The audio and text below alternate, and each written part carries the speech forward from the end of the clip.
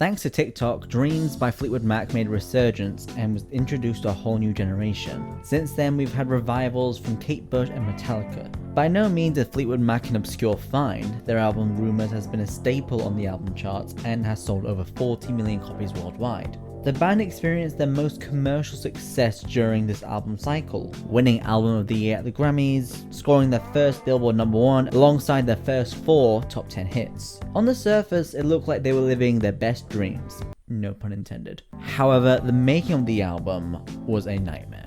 Today on Music Rewind, we're going to be looking at the chaotic creation of the masterpiece that is Rumours. We start off in 1975.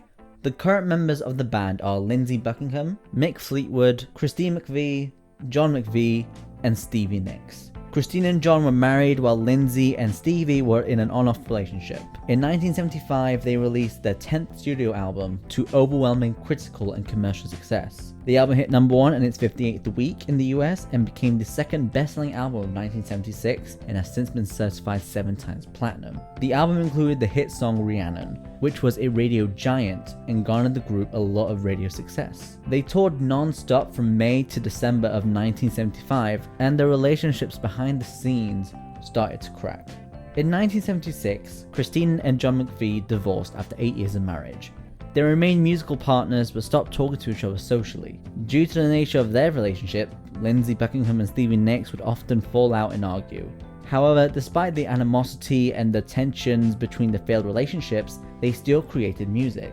In fact, it was one of the only times Lindsey and Stevie would stop arguing. As for Mick Fleetwood, he was having domestic issues of his own as he discovered his wife was having an affair with his best friend. I know, straight out of a telenovela, right? The issues within the band were getting invaded by the press, who began reporting incorrect stories. During all the chaos going on within their lives, as Mick Fleetwood said, everyone made tremendous emotional sacrifices to get back in the studio and record another album. The band began working on their 11th album in February of 1976 at the record plant in Sausalito, with the help of engineers Ben Calais and Richard Dushett. The album's original concept was a pop album with the working title Yesterday's Gone. Buckingham took charge in those sessions and alongside Christine McVie played guitar and piano to create the album's basic structure. During this time, the members didn't meet after these sessions were done for the day. However, during this time, the hippies movement was present throughout California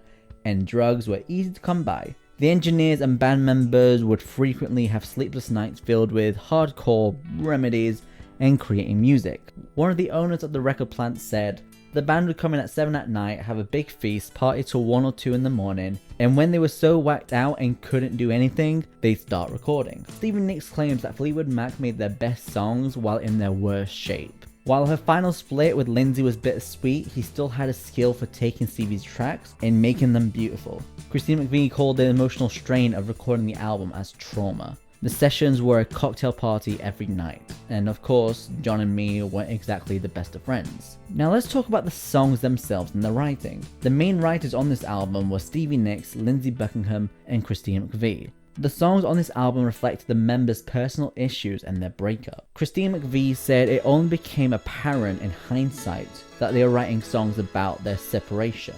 Don't Stop was written about her divorce from John and feeling optimistic you'll get to a better place. Including the lyric Yesterday's Gone, the relationship is over but tomorrow is a new day. Christine and Lindsey performed the song together so they could be directing the song to their former partners. Songbird is a beautiful song she created in just 30 minutes. And the songbirds are singing like they know the score. While it could mean the birds are literally singing from the song sheet McVie wrote, or she is hopelessly in love with someone who doesn't love her back, as songbirds are typically stuck in a cage, that's how she portrays her attempts to make her lover fall for her. You Make Living Fun was about her new love, Cary Grant, Fleetwood Mac's lighting director. The song is optimistic, she's happily moving on from her past with a new lover. In the chorus she sings, I never did believe in miracles, but I have a feeling it's time to try. Showing how through a state of bliss she understands why people believe in miracles. And the last song she wrote was Oh Daddy, which was written with Mick Fleetwood in mind. This is one of the album's most emotional songs, about lack of self-worth and not feeling worthy to be with their partner. However, other interpretations suggest that the song is about not feeling strong enough to leave a relationship. You right, but I'm so wrong. I'm so weak, but you're so strong. Everything you do is just so right, and I can't walk away from you, baby, if I try. Lindsey Buckingham's songs were more upbeat, but with emotional and pessimistic lyrics. The opening track, Secondhand News, was originally called Strummer, because before the song had any lyrics or structure, he would just strum the guitar very hard to get the chords, as you can hear in the track. And initially the song was going to be an instrumental track to set the tone for the album. The song is about Lindsey's acceptance that his relationship with Stevie is over, and how he's now secondhand news. Never Going Back Again is the album's shortest song, coming in at 2 minutes 14 with only 10 lines. The song is about Lindsey finding a rebound after a split. Lindsey said, "That was a very naive song. I had broken up with Stevie and maybe met someone. It could have been someone who really didn't mean a thing." Go Your Own Way discussed the fallout of a relationship and how he tried to love someone, likely Stevie Nicks, and they wouldn't accept it. As he sings in the first verse, "If I could, baby, I'd give you my world. How can I, when you won't take it from me?" Although it's a fan favourite, Stevie Nicks had a hard time singing the song, especially because of the line, "Packing up, shacking up, so you wanna do," insinuating that all she wanted to do was sleep around and nothing more. She revealed to Rolling Stone that she resented him for that line. He knew it wasn't true, it was just an angry thing he said. "Every time those words would come up on stage, I would want to go over and kill him." Now, Stevie Nicks' songs were a lot more hopeful while detailing the breakup. Dreams was the response to Going Your Own Way.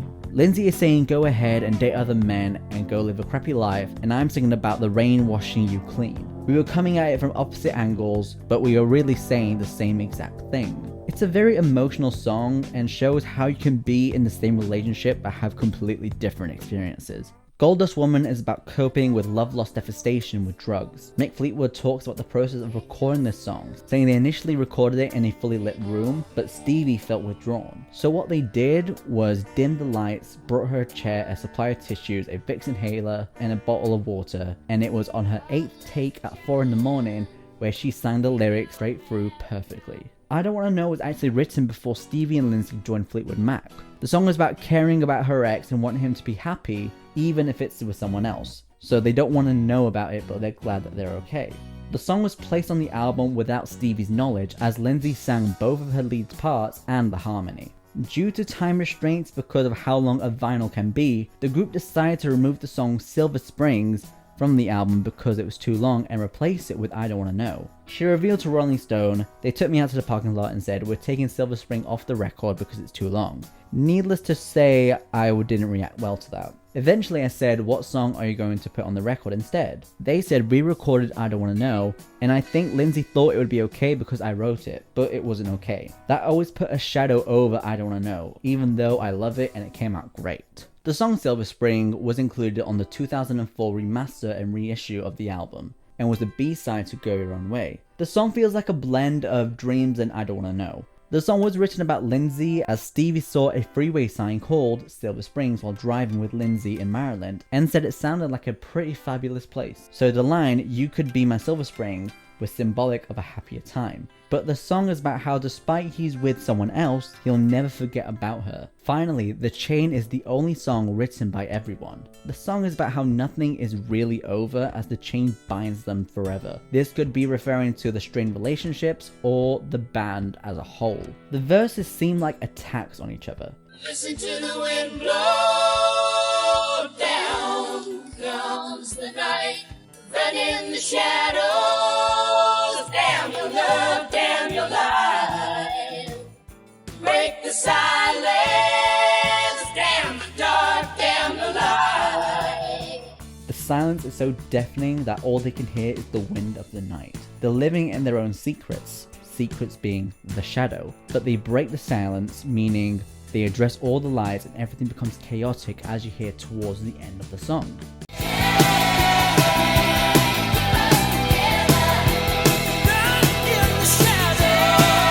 The album title Rumours was suggested by John McVie, as he felt the members were writing journals and diaries about each other through music. Warner Brothers ordered 800,000 advance copies of the album, which at the time was the largest advance order in history.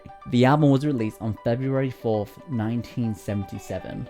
The band went on a 7-month promotional tour, and Stevie Nicks revealed that the audience reception to Rumours was poor because fans were accustomed to the new material. However, that later changed, and the critical response to this album was incredible. On Metacritic, the album has a score of 99, and many have claimed the album as flawless, and it's often referred to as their magnum opus. In the US, the album hit number 1 in its 6th week and spent 31 weeks at number 1. It was the best-selling album of 1977 and has since been certified 20 times platinum, making it the 11th highest certified album in US history, while in the UK, the album hit number 1 in its 49th week and has since spent 960 weeks on the album charts, currently within the top 40. Alongside selling 4.2 million copies, it's also the 11th best-selling album in UK history. Rumours is one of the greatest albums of all time, on a commercial scale, but also in a critical music sense, and also to me.